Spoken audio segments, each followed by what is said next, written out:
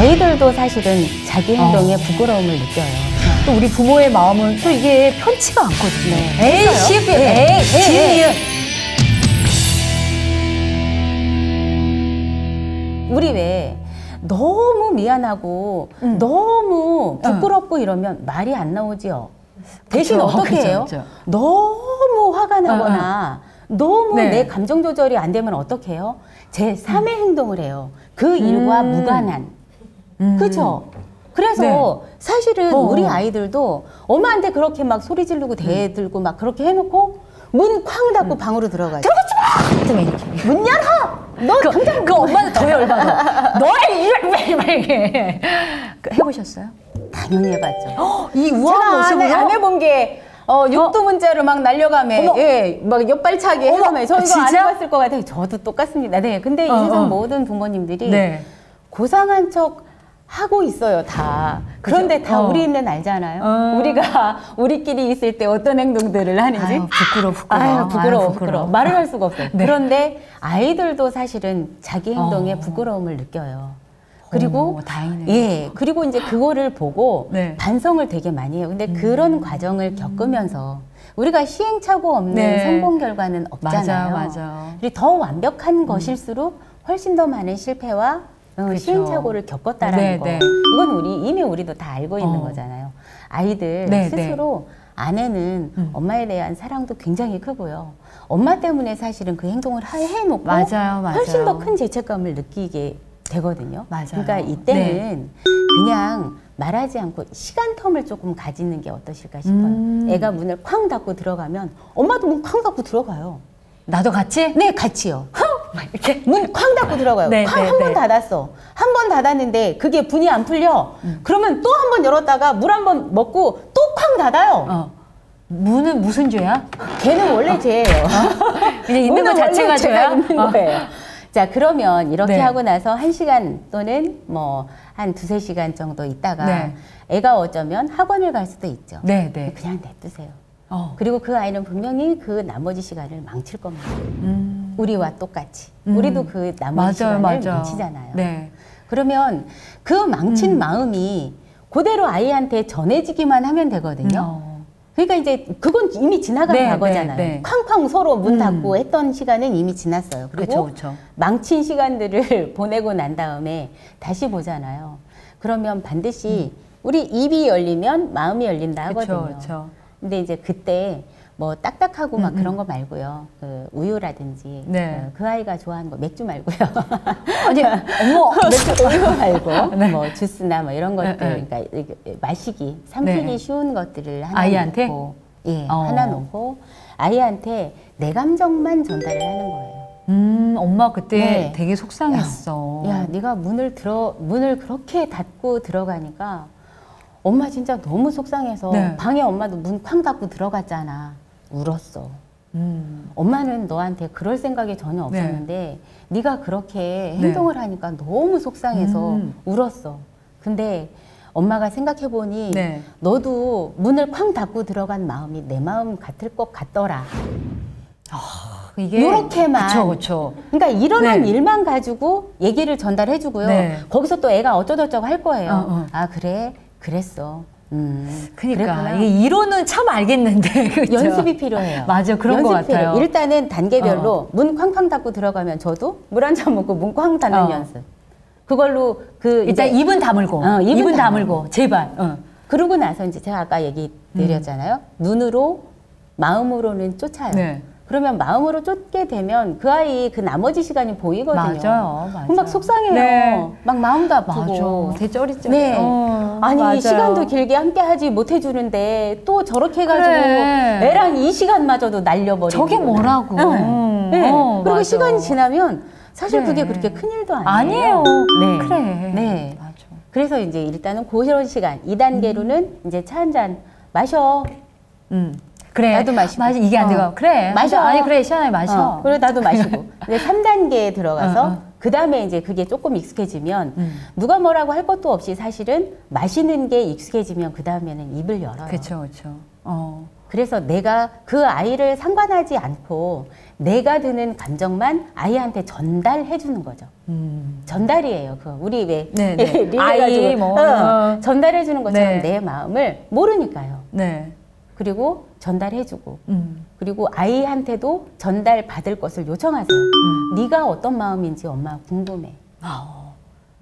이게 아들한테도 먹히나요? 네, 먹혀요. 먹혀요. 제가 해봤거든요. 네, 네. 우리 영웅이 네, 네. 아까 그 죄책감 시간에 네, 네, 네. 말씀하셨잖아요. 네, 네. 제가 이런 마음을 엄마 너한테 시간을 같이 못 보내줘서 너무 미안해. 그리고 네가 우리가 통으로 날린 10년간 있잖아. 이 통으로 날린 10년간 시간 너무 아까워. 근데 그 아까운 시간 안에는 네. 엄마 죄책감과 미안함이 너무 많이 담겼어. 그랬더니 우리 아들이 하는 소리가 엄마 미안하다는 말 대신 사랑한다고 얘기해 주시면 안 돼요. 이 얘기를 하더라고요. 오, 진짜. 네. 그런데 네. 미안함은 미안하다라고 하는 말을 입 밖으로 꺼내는 순간 죄책감이 따라와요. 맞아요, 맞아요. 그래서 계속 미안한 마음이 더 많이 드는 거예요. 엄마가 미안해. 네. 엄마가 미안해. 그런데 희한하게 여러분 한번 해보세요. 네. 사랑해라고 얘기해주면요. 먹을 거를 하나를 더 주던지 네. 아니면 어깨를 한 번 더 토닥여준 행동이 달라지거든요. 맞아요. 한번 해보세요. 진짜로 그래서 우리가 네. 쓰는 언어가 맞아요. 이렇게도 맞아요. 중요합니다. 맞아요. 저도 이제 이런 비슷한 얘기를 네, 하는데요. 저는 이제 엄마가 늦어서 미안해 말고 기다려줘서 고마워. 네. 네. 저도 이제 바꾸라는 네, 얘기를 네, 하는데 네, 역시 네. 비슷한 느낌. 근데 확실히 애가 달라지거든요. 네, 달라져. 그러니까 애가 엄마가 미안해 하면 애가 보상을 바래요. 엄마 미안해? 말지 않더. 엄마 미안해? 맞아요. 말아. 막 네. 이제 이러는데 엄마가 이제 고마움을 표현하면 애가 되게 뿌듯해하더라고요. 네, 내가 엄마 아이 뭘? 막 이러면서 그래 이거 아우 나 한 거야? 나 지금 엄마 도와준 맞아, 거야? 맞아. 이런 거. 그러니까 이렇게 한번 사춘기 아이들한테도 좀 해보시면 네. 좋겠다는 말씀을 해주셨는데요. 그러면 또 우리 사춘기 아이들의 특성을 좀 보면 사실 욕, 은어, 줄임말 이걸 안 쓰면 대화가 안 되거든요. 네. 그러니까 이런 아이를 대하는 이 부모 요즘은 사실 굉장히 우리 아이들이 쓰는 언어가 초등학교 저학년부터 굉장히 거칠어지거든요. 네. 근데 이런 아이를 둔 또 우리 부모의 마음은 또 이게 편치가 않거든요. 네, 맞아요. 그래서 너 아까 네가 그런 말 썼지? 막 이렇게 하고 싶은데 이게 안 돼. 너 뭐 어디서 막 이렇게 되잖아요. 네, 네, 네. 그런 자녀를 둔 우리 엄마들한테 또 어떤 조언을 해주실 수 있을까요? 되게 네, 네. 속상하죠. 사실은 그러니까. 내가 원하는 우리 아이 네. 상이 있거든요. 그러니까. 엄마들은 엄마들 나름대로 그 있어. 내 아이한테 아니, 그래. 기대하는 상이 있어요. 맞아요. 근데 그 상을 네. 벗어나는 순간 이게 극도로 화가 나거든요. 맞아요, 맞아요. 근데 이제 그 중에 네. 하나가 언어죠. 그러니까. 그런데 여러분들이 네. 24시간 우리 아이를 쫓아다니면서 그 아이들 말과 행동을 다 볼 네. 수가 없어요. 네. 그래서 집안에서 그쵸. 그런 은어들을 통제한다고 해서 이 아이가 그 아이들의 문화 속으로 들어갔을 때 네. 쓰지 않으리라는 법 없거든요. 그쵸, 그런데 그쵸. 통제는 반드시 해야 되는 거죠. 그 사람이 쓰는 말은 곧 그 사람이다라고 하는 말이 있거든요. 그쵸. 근데 그 사람의 네. 쓰는 말을 보면 그 사람이 과거에 네. 지내왔던 일상과 지금 현재 내가 지금 살고 있는 것, 또 미래에 내가 네, 추구하는 것이 다 들어있어요. 그 네, 안에. 네, 네. 그래서 언어는 되게 네. 중요한데 그러니까. 우리 한번 볼까요? 우리 저 네. 옛날에 그 과학 선생님이요. 네. 그 별명이 세포였거든요. 아니 과학 선생님 다운 예, 또 예. 별명이네요. 근데 그 세포가 윤세포 이렇게 얘기를 한 네, 거예요. 네, 근데 네. 그때 우리는 그 윤세포가 그 우리 과학 선생님을 비하하는 그 언어라고 하는 거를 그걸 의도하거나 그쵸, 그쵸. 인지하지 않고 그냥 썼어요. 그때 다 별명이 있었어요. 네네. 어. 그런데 지금 커서 생각해 보니까 굉장히 죄송한 거죠. 그쵸, 네. 그쵸. 윤세포 네. 선생님이라도 불러주든지. 그러니까. 윤세포 이렇게 그때는 불렀거든요. 그랬죠. 네. 어떻게 뭐 영상 편지 한번 하실래요? 네. 윤세포 선생님한테? 네. 윤세포 선생님 그땐 정말 철이 없어서 죄송했습니다. 살려드릴게요. 이 방송을 보고 계신 윤세포 선생님, 네, 몰랐답니다. 네, 정말 몰랐습니다. 너그러이. 네. 네. 자, 지금 우리 아이 네. 어떤 아이는 나중에 10년 후에 저와 같은 행동을 하지 않을까요? 여러분, 은어라고 하는 것은 네, 네. 그 사회 문화가 만들어내는 또 다른 소통 기구, 도구라고 생각이 네, 되거든요. 네, 네. 근데 그 도구가 너무 날카롭거나 해를 끼칠 수 있는 것들은 당연히 통제를 해야 하지만 그쵸, 그쵸. 오히려 다른 쪽에서는 네. 그 도구를 이용해서 다른 창조물이 생길 수 있거든요. 네, 그래서 이게 네. 우리 아이들 언어를 통제하고 또 조율하고 적절히 합의하는 네. 요런 거는 조금 있으면 좋을 건데 네. 그거를 강제하지 마시고요. 야, 너네 친구들 사이에 그런 말 쓰냐? 그럼 걔가 어떻게 하냐? 네. 물어보시는 거예요. 네, 네. 아이한테 예. 물어봐주기. 예. 그리고 또 우리도 예, 검색을 하면 요즘에 은어 맞아요. 가장, 나와요. 예, 네, 가장 핫한 은어이잖아요. 그게 도대체 어디서 온 그쵸, 단어인지 그쵸. 이해를 할 수 없는 네. 단어거든요. 근데 물어보세요. 아이한테. 내 아이한테 물어보면 어쩌고저쩌고 네, 얘기해주거든요. 그러면 어쩌고저쩌고 얘기해주는 것들을 우리도 사실은 이해하려고 노력을 해야 돼요. 맞아요. 우리가 맞아요. 그 어렸을 때 아이들의 썼던 문화. 네. 왜냐하면 우리 아이들은 우리랑 다른 세계를 살고 있는 다른 네. 인종이에요. 왜냐하면 우리는 응애하고 태어났을 때 엄마가 옆에 있었고 네. 예, 마당 있는 집과 네, 이런 환경에서 마당 있는 집에 태어나서 사셨나 봐요? 네. 아, 또 과거가. 그렇습니다. 네. 네. 그리고 우리는 응애하고 태어나면서 할머니, 할아버지, 이모, 뭐 삼촌, 맞아, 대가족이 있었죠. 이런 환경 네. 속에 살았거든요. 태어나면서부터. 맞아요. 근데 우리 아이들은요, 응애하고 태어나면 병원이에요. 그리고 응애하고 태어나서 얼마 안 있으면 위에 뭔가가 막 빙글빙글 돌아가고, 네, 조금 있으면 막 눈에서 뭐가 막 움직이는 것들이 이게 우리 그쵸, 아이들이 그쵸. 태어나면서 접하는 환경이에요. 맞아요. 우리하고는 완전 다른 환경에 스타트 시점이 다르기 때문에 우리랑 다른 인종으로 네. 인정을 하고 이 아이들의 문화를 이해하려고 하는 노력이 반드시 필요해요. 아까도 네, 앞선 네. 시간에 네. 30년 뒤에 우리 세대이기 때문에 네, 네, 네. 30년 앞선 세대들의 어떤 다른 창조를 우리가 막어서는 안 되는 거죠. 네. 우리는 엄마니까요. 그러면 이렇게 이런 거네요. 그러니까 우리 아이가 은어와 이제 뭐 욕설이나 이런 걸 쓰면 그래, 그럴 수 있어. 일단은 열린 마음 일단 갖고 또 아이가 많이 쓰는 줄임말 은어 같은 건 내가 조금 더 숙지한 다음에 아이랑 이걸 또 소통의 도구로 이렇게 활용하시면 좋은데 네. 또 너무 또 풀어줘도 그럼요. 안 되기 때문에 적절한 네, 맞아요.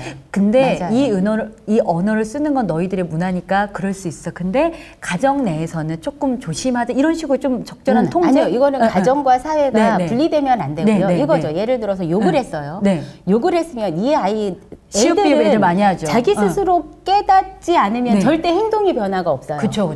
인간이 행동이 변화시키는 건 딱 두 가지인데요. 하나는 영감, 네. 하나는 감동.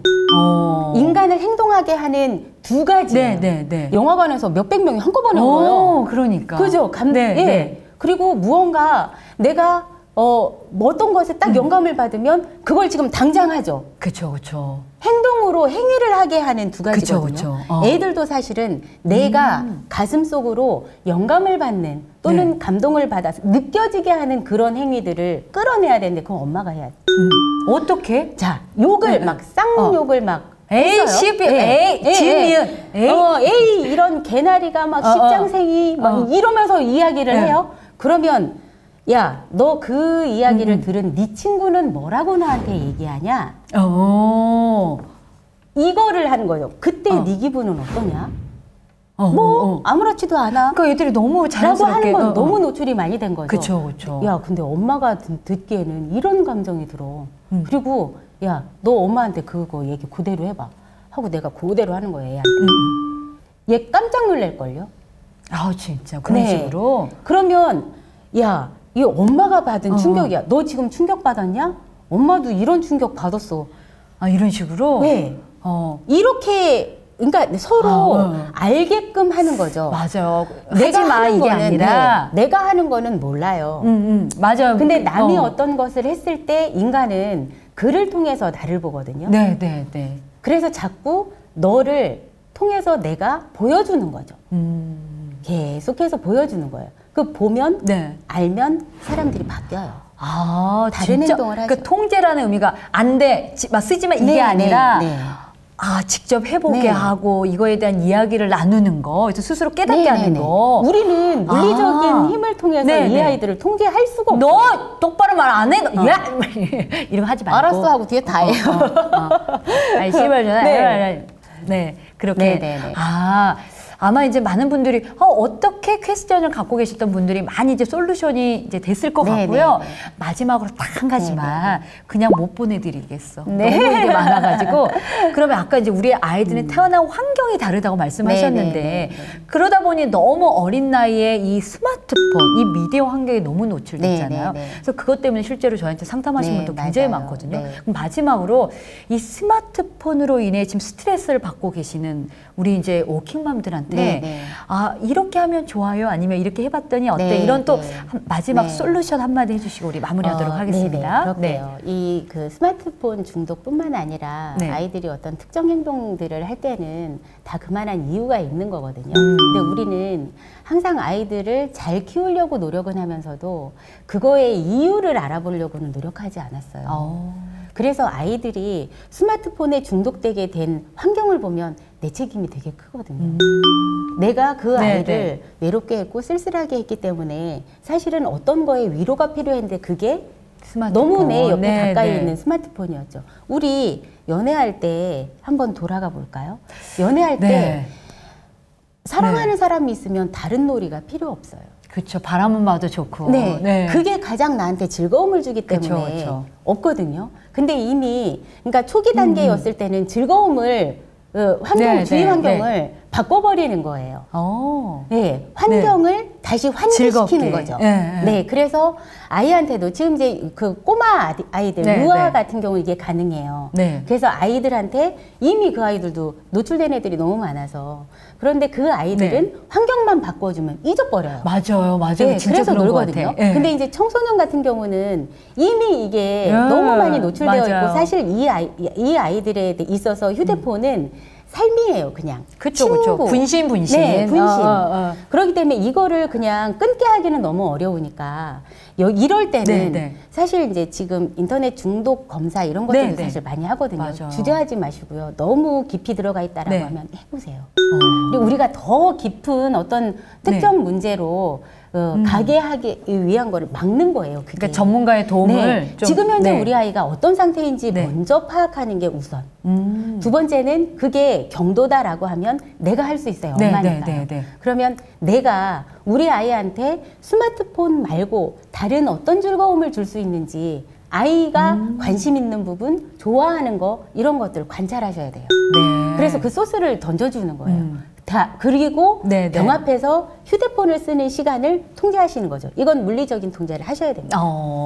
그래서 휴대폰 몇 시부터 몇 시까지는 엄마가 보관. 단 여기에서 중요한 어떤 것들을 연락을 하게 되거나 미리 알려주는 거죠. 나 몇 시부터 몇 시까지는 몇 시 이후에는 휴대폰을 난 못 써. 그러니까 이거를 아이들한테 알려주고 이거를 서로 적절하게 물리적인 통제와 또 환경적인 환기 또 필요하다면 검사까지 엄마가 지금 우리 아이 단계가 어떤 단계인지 모르는 게 가장 심각한 문제이거든요. 그래서 그게 경중도에 따라서 그거를 접근하는 방식이 달라질 것으로 보입니다. 무조건 안 돼! 뭐 빼앗거나 못 보게 차단하거나 아니면 에이 모르겠다 줘버려 이런 방식이 아니라 내 아이가 지금 어느 정도 와 있지 파악한 다음에 거기에 맞는 또 적절한 대안이 필요하다. 질문 하나 드릴까요? 깜짝이야. 여러분들은 아이는 스마트폰을 보고 있을 때 내가 막 머릿속으로 굴러가는 생각들이 막 들어요. 저거 또 스마트폰으로 게임하고 있고 또 저 야동 보는 거 아니야? 이러시잖아요. 우리 아이들은요? 우리 엄마가 막 카톡하고 막 이렇게 하고. 우리 아이들은 우리를 어떻게 볼까요? 그러니까요. 이거는 어떤 옳고 그름의 문제는 아닌 것 같아요. 이미 사회가 그렇게 만들어졌고. 그래서 사실 우리도 카톡하거나 SNS 할 때 애가 말 걸으면 되게 귀찮거든. 그래서 잠깐만. 그러니까 우리 아이도 똑같은 마음일 거라는 거. 일단 엄마가 아니면 아빠가 먼저 모범을 좀 보여주는 것도 괜찮겠네요. 적절한 사용. 우리가 이제 뭐 아이에 대한 마음 또 우리 엄마의 마음 그리고 또 거기에 맞게 우리 아이들의 행동에 대한 솔루션을 알아보는 시간을 가졌는데요. 아마 이 시간을 통해서 많은 분들이 나도 그런데 했던 고민들을 많이 또 해결을 하셨을 거라 생각이 듭니다. 자, 우리에게 아주 우리 멘토로서 좋은 말씀해 주신 이성호 대표님 함께 했습니다. 감사합니다. 감사합니다. 감사합니다.